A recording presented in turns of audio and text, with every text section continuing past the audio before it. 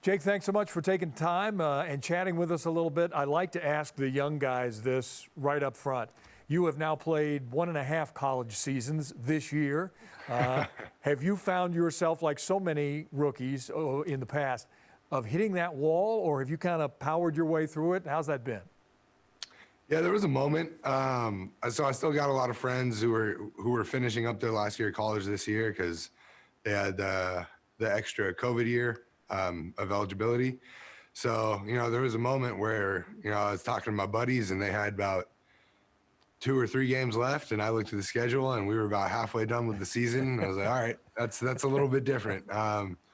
So, it's definitely a marathon, and it's something new for sure. But the way everyone talks about it, it's that rookie year is the longest one because you go straight from your last college season into your combine training, into rookie mini camp, and all the way through the season. So, yeah, it's been long, but I've been getting through it just fine. Has it become a job for you yet, or is it still that game that you've been playing since you were just a kid?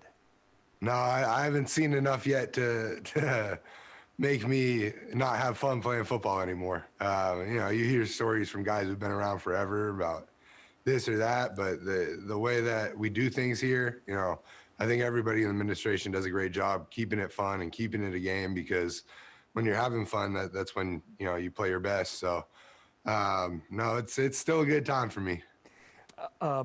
This season has not certainly gone the way that you or any of the guys on the team or anybody in the organization, A, wanted it to go, or B, would have expected it to go. But on a personal basis, from your first training camp practice to today, what kind of jump have you made as a football player?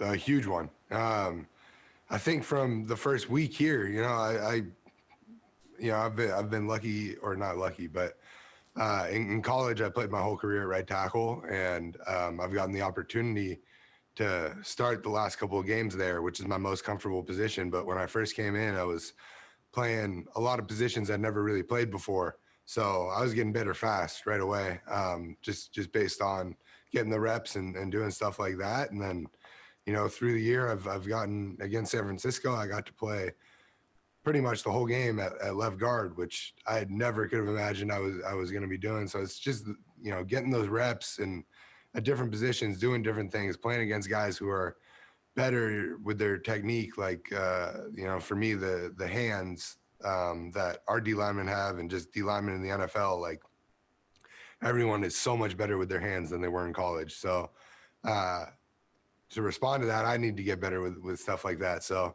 I'm still getting a lot better, and there's still a lot of work to do. But yeah, personally, I've improved a lot, and I've been very, very, fortunate to be able to go out there and play. And as you let me go out there, I'm going to do my best. So I think I've done that, and I'm going to keep doing that.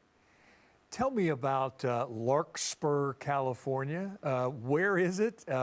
Small town, I assume. You must have been the biggest biggest human being in that town, I would guess. Certainly was. So I have a feeling I know why you're asking that. But so I grew up in Corte Madera, which is right next to Larkspur, California. But Larkspur, California is where my high school was. It's just north. So it's basically, it's the side of the Golden Gate Bridge that is not San Francisco. Is where that is roughly. It's not a huge place, not a ton of huge people. I definitely was the biggest. If you go watch my high school highlight tape, some coaches had a hard time evaluating me when I was going into college, because some of those kids were so small they couldn't tell if I was actually could play football or not. But yeah, and right there, just north of San Francisco. Beautiful little area, and I'll let you follow up, because I think I know where we're going next. Well, I have a whole lot of different questions, but one thought that came to me was that Pete Carroll has said, "Hey, I'm a NorCal guy, and I can relate to Jake." How has that relationship been with your head coach? It's a lot of fun. Coach Pete and I actually went to the same high school, which is out there in Larkspur, California. Not at the same time, but I hope not. Yeah. So yeah, no, we've had a lot of things to talk about. You know, he was ripping on me a little bit during camp because I couldn't remember all the words of the fight song.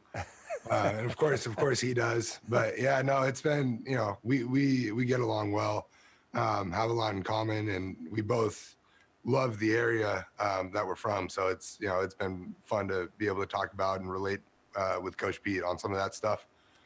Jake, when I looked back through your time at Cal and through high school and all of college, I kept seeing things like honors and all those kinds of things. But the other thing that I saw was all academic. Almost every step along the way, you've received rewards, encouragement for academic achievement. Why has that been so important to you? And let me ask you this. I have found that the smartest guys, truly, on almost every football team I've ever been associated with, have been on the offensive front. Why is that? I don't know why across the board that is, but for me, it was kind of a family value for us. Both of my parents really valued education and made sure me and both of my older brothers did as well. So especially when it came down to like choosing where I'm going to college, that sort of stuff, it was something that was very important to me because people always say it, but the game of football is, unfortunately, it doesn't last forever, but you can get a pretty long way if you know how to use your brain. So yeah, that was just something that's always been important to me, and it was something that was instilled in me and my brothers from a young age to do well in school and to try hard when it comes to that sort of stuff. I don't know why it's a trend among the offensive line, but it helps. I think it's one of the biggest things that have helped me get this far as a football player. I'm not I'm not going to be sprinting out of the gym or jumping out of the gym or anything like that. That's not really who I am as a player. I kind of, like I mentioned, getting a lot of reps earlier, and that's kind of how I get better as a player. It's because I learn from the experiences I get in my different reps and start thinking about, okay, we have this play called, this guy's lined up here, or these guys are lined up here. How might they react to what I'm trying to do? And how can I keep them from getting, where this play wants to go or whatever that might be. So for me, that's kind of where the academic side of it comes into football is understanding different angles or different ways to cut people off, or looking and seeing where some safeties are, the corners or the linebackers, and seeing if that gives you any tips to help you do your job better.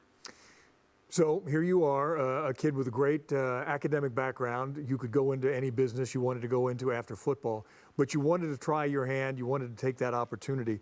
And you made this football team, and now you're starting, but as an undrafted college free agent. How disappointing was that? I understand some of the health issues, and you've talked about that before, but how, A, disappointing, but also, B, encouraging have the Seahawks been, because they've had so many players that have done so well with kind of that undrafted chip on their shoulder.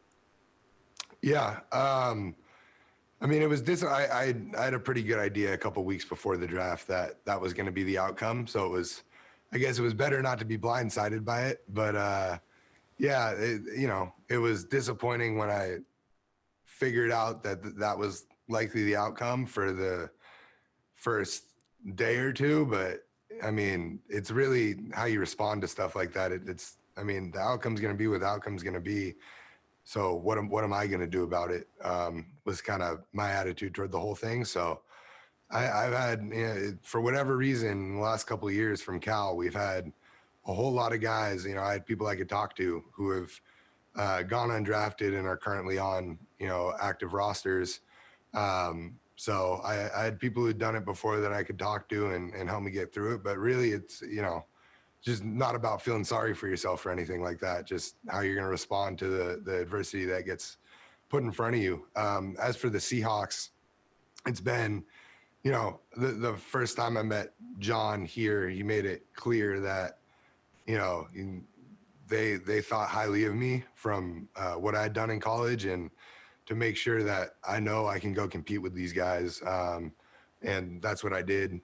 So you know, they give you the opportunity, which is, I mean, not that I've been anywhere else, but I think that's more than a lot of places will do for guys who end up in my situation. So all I needed was the opportunity, and then from there it was just improving. Or when I got the chance to play right tackle, doing what I already knew how to do for the last 5 years, and just keep improving with all of it.